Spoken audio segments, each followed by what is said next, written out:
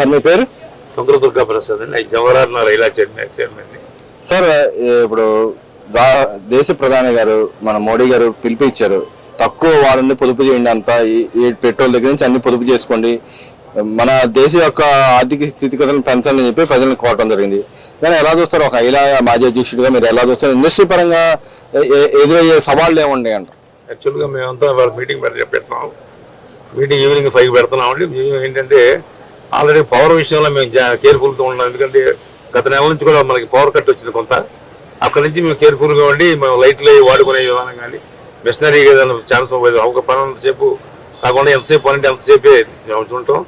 తర్వాత దాన్ని మనం మెయిన్స్ ఏంటంటే ఇదివరకు మిషనరీ వరకు మనం ఇవన్నీ మెయిన్లు సపరేట్గా పెట్టుకునేవాళ్ళం. ఇప్పుడు పవర్లో కూడా ఈ లైటింగ్ కూడా ఒక పద్ధతిలో పెట్టుకునేది. ఒక 2 లైట్స్ వేసుకుంటే వర్క్షాప్ ఉంది, పెద్ద వర్క్షాప్, 8 లైట్లు వాడతాం. అటువంటిది 2 లైట్లకి పరిమితం చేస్తున్నాము.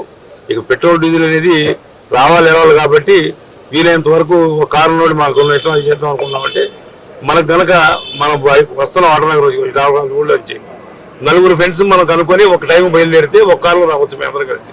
ఎవరి కాళ్ళు ఇండిపెండెంట్గా కాలేజ్లో ట్రాఫిక్ ప్రాబ్లము, ఆ మైలేజ్ ఆయిల్ కూడా ప్రాబ్లం అవుతుంది కాబట్టి మనం రోజుకు 2-3 కలుపుకొని తీసుకొచ్చే ఏర్పాటు చేద్దాము. వెళ్ళినప్పుడు సేమ్ టైం 8 గంటలకు వెళ్తాం కాబట్టి వెళ్ళిపోదాం. ఆ విధంగా కొంతకాలం చేద్దామని ఇప్పుడు మీటింగ్ లో మేము అనుకునే పరిస్థితిలో ఉన్నాం. ఇది అంటే మీరు ఆటోనర్ కాబట్టి ఆటోనర్ లో చాలా కంపెనీస్ ఉన్నాయి, చాలా అయితే చిన్న చిన్న పని చేసుకునే వర్కర్లు ఉంటారు. వాళ్ళకి మీరు ఏ విధంగా మోటివేట్ చేస్తారు? ఇప్పుడు ప్రధానమంత్రి గారే సాక్షాత్ ఆయన ఇచ్చాడు. మా దగ్గర నుంచి సింగనగర్ నుంచి, పైకాపురం నుంచి, కంట్రీ నుంచి, ఇటు చుట్టుపక్కల చల్లపల్లి నుంచి, ఉయ్యూరు నుంచి వస్తారు వెహికల్స్ మీద. కొరలు పనిచేసి వెళ్తారు, సాయంకాలం 8 గంటలకు వెళ్తారు. వాళ్ళకు కూడా ఏం చేద్దాం, మీతో పాటు నీతో ఇంకో మనిషి ఉయ్యూరు నుంచి ఎవరు మీతో డైరీ తెలుసు మీకు, వాళ్ళు ఎక్కించురండి. మీరు వారానికి నువ్వు 1 ఛాయలు, ఒక వారం ఆడి కొట్టిస్తారు ఆయిలు. అప్పుడు 2 వెహికల్స్ ఒక వెహికల్ సరిపోద్ది మీకు. ఈ విధంగా మనం మేనేజ్ చేయగలిగితే మరి ఏదో స్టేట్ గవర్నమెంట్ చంద్రబాబు గారు కానీ మోడీ గారికి మనం చెప్పిన దానికి మన కోసం చెప్పేది ఎన్ని చెప్పారు, మన కోసం రూపాయి విలువ పడిపోతుంది కాబట్టి ఆ రూపాయి విలువ పెంచాలంటే మనం ఆర్థికంగా మన బలోపేతం కావాలి కాబట్టి మనం ఇట్లాంటి మంచి పనులు చేస్తే కొంతవరకు మనం రికవరీ అవుతాము.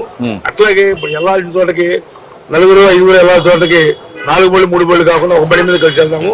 ఏదైనా కార్యక్రమం ఇప్పుడు ఎంపీ దగ్గర రావాలి, అందరం కలిసి ఒక కారులో రావటం, ఎమ్మెల్యే దగ్గరికి వెళ్దాం, ఒకసారి వెళ్తాం. ఇట్లాగా అంటే మాకు సొంత పొలం ఉంటే ఆ పనులు కూడా ఇట్లా అందరూ కలిసి వెళ్ళి ఇక్కడ ఉమ్మడిగా పనిచేసుకుంటే చాలా వరకు ఏంటంటే నేషనల్ లాస్ కవర్ చేసినట్టు అవుతాం. ఏంటంటే ముందు ప్రధానమంత్రి గారు పిలిపించారు, ఆ పిలుపుని మనం గౌరవించినట్టు అవుతుంది.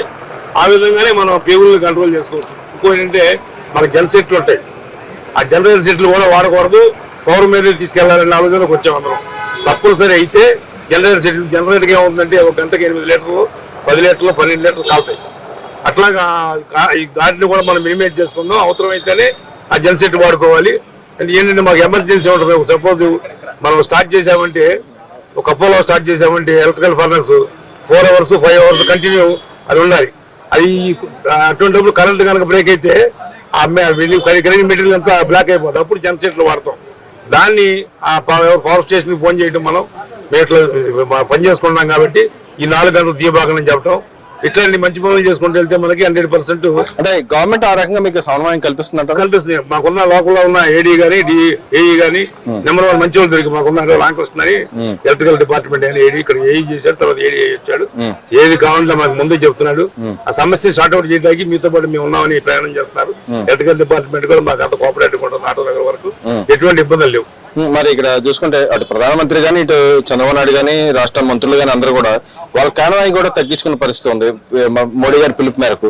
ఎలా చూడుతుంటారు నిజంగానే ఈ విధంగా నాయకులే చేయడాన్ని ఎలా చూడుతుంటారు? మంచిదే గానీ ప్రధానమంత్రి మన చంద్రబాబు నాయుడు గారి వాళ్ళకి మరి వాళ్ళకి ఉన్న సెక్యూరిటీ తగ్గించుకోవడం వల్ల మనకు నష్టం, ఎవరికి ప్రజలకు నష్టం. ఎందుకంటే జరిగితే అట్లాంటి నాయకులు మనం తీసుకురాలేం కాబట్టి వాళ్ళ సెక్యూరిటీ తగ్గించుకోవాల్సిన అవసరం లేదు. అంటే ఆచరణ చూపించాడు నాయకుడు అంటారు కదా, కరెక్టే. కానీ మరి ఆచరణ చూపిస్తే వాళ్ళ ప్రాణాలు కూడా చాలా అవసరం మనకి, దేశానికి కానీ రాష్ట్రానికి కానీ. విజయనగరం నాయకుడు చంద్రబాబు నాయుడు నాయకుడిని మనం సెక్యూరిటీ లేకుండా పంపించేది జరిగితే రాష్ట్ర ప్రజలందరూ అల్లో రక్షణ నిలవాల్సి వస్తుంది. ఎందుకంటే ఇవాళ ఆయన నమ్మి కొన్ని లక్షల కోట్ల కంపెనీలు వచ్చినాయి. అసలు ఆంధ్ర రాష్ట్రం 5 సంవత్సరాలు ఏ స్థాయికి అవుతుందో అర్థం కాని పరిస్థితిలో ప్రయాణం జరుగుతుంది. మరి డబ్బులు ఆ నాయకుడు కాపాడాల్సిన బాధ్యత ప్రజల మీద ఉంటుంది కాబట్టి ఆయన సెక్యూరిటీ తగ్గించుకోవాల్సిన అవసరం లేదు. అట్లాగే మోడీ గారు కూడా మరి ఆయన కూడా చాలా థ్రెడ్ ఉందని తెలిసింది మాకు.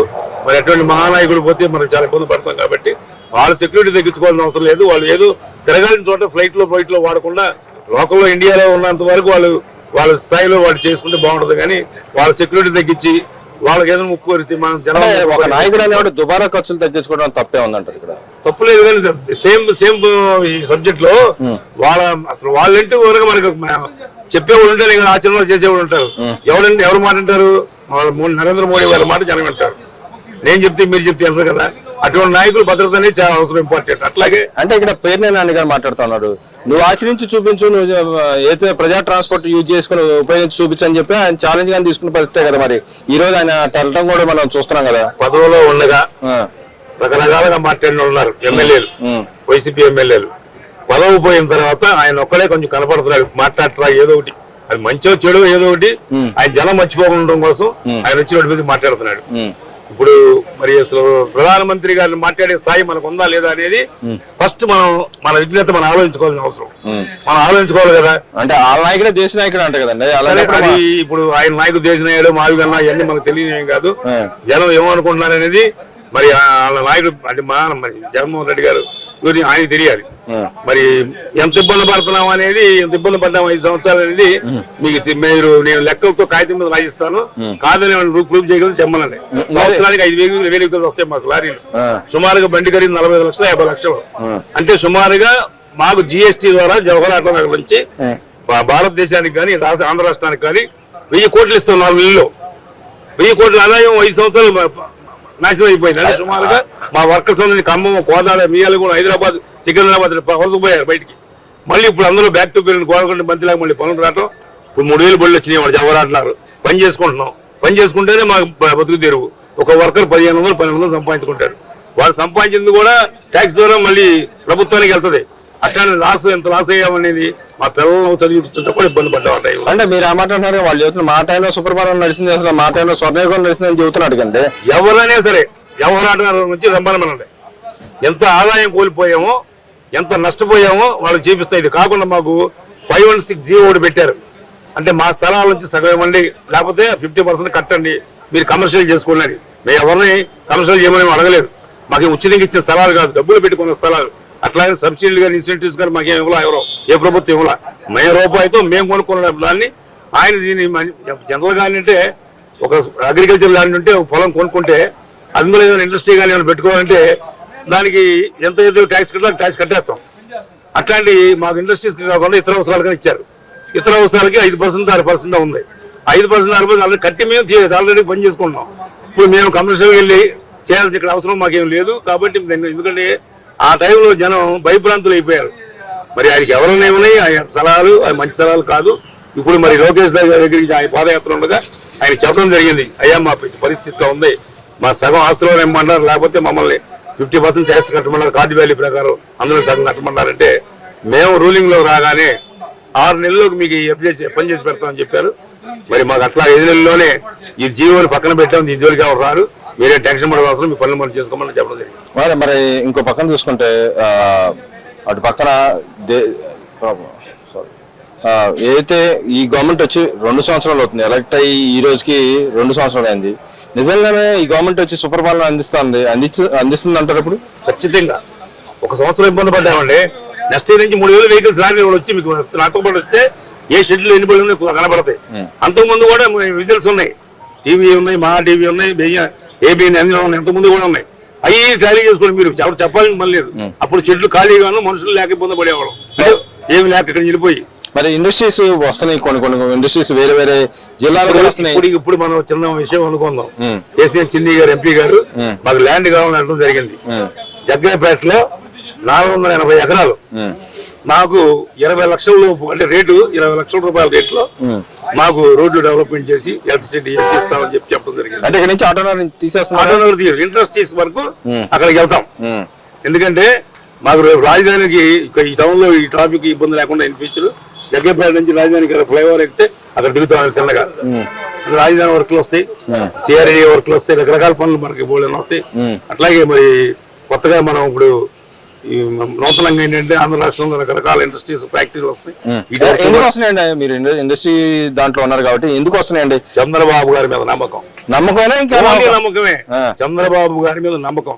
ఆయనకి దేవుడు ఆరోగ్యం ఇస్తే 10 సంవత్సరాలు ఈ ప్రపంచం అంతా ఆంధ్ర రాష్ట్రం వెనక చూడాల్సిందే. మరి ఈ పక్క దేశం ఎంతో ఆతృతగా చూస్తున్న ఆమ్కా ప్రాజెక్ట్ కానీ, ఇంకో పక్కన ఎన్ఫీల్డ్ లాంటివి కానీ మిగతా జిల్లాలకు కానీ రావటాన్ని ఎలా జరుగుతుంటారు? నిజంగానే అంత ఫెసిలిటీస్ ఏం కల్పిస్తుంది గవర్నమెంట్ అంటారు? ఇప్పుడు ఒకసారి సైట్ ఇచ్చి ప్రభుత్వం ఏం చేయాలంటే, మనం వచ్చి నేను ఒక ఇండస్ట్రీ పెడతానంటే నాకు ఆరండి మేము ఏమంటాం దాన్ని జనరల్గా దానికి మనం ప్రాజెక్ట్ చూపిస్తాం, డిపిఆర్ ఇస్తాం, మేము నిన్న బళ్ళు తయారు చేస్తాం, ఇంత రెవెన్యూ వస్తుంది, ఇంతమంది వర్కర్స్ వస్తారు, ఇంతమంది ఉద్యోగాలు వస్తాయి అని ఒక డిపిఆర్ తమ్ముడు తయారు చేస్తాం. ఇచ్చిన తర్వాత మాకు ఇంత సైట్ కావాలని అడుగుతాం. వాళ్ళ దగ్గర అవైలబిలిటీ ఎంత ఉండే అంత, లేకపోతే కొంచెం తక్కువ మనకు కావాల్సినంత సైటు ఇచ్చిన తర్వాత దానికి పర్మిషన్లు కావాలి. ఈ పర్మిషన్లు అనేవి మన రాష్ట్రంలో ఉన్నట్టు ప్రపంచంలో భారతదేశంలో ఎక్కడా లేదు.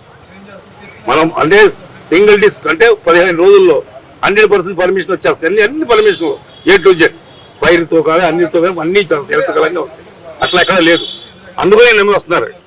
ప్లస్ అట్లాగే రూపాయికి ఇస్తున్నారు, 2 రూపాయలకి ఇస్తున్నారని తప్పు ఎక్కువ తక్కువ మారుకున్నారు. పని మంచి పని కాదు. ఎందుకంటే 100కి ఇచ్చినా 1000కి ఇచ్చినా ఇండస్ట్రీ వస్తే 100 మంది బతుకుతారు ఇక్కడ ప్రజలు. ఇక్కడ నుంచి వలసలు పోయి అమెరికా పోయి, జర్మనీ పోయి, జపాన్ పోయి, రష్యా పోయి ఎడుతున్నాం. ఇక ఏడ్చే పని ఉండదు. ఈ 10 ఏళ్ళ తర్వాత మన పిల్లలు ఇక్కడే ఉంటారు.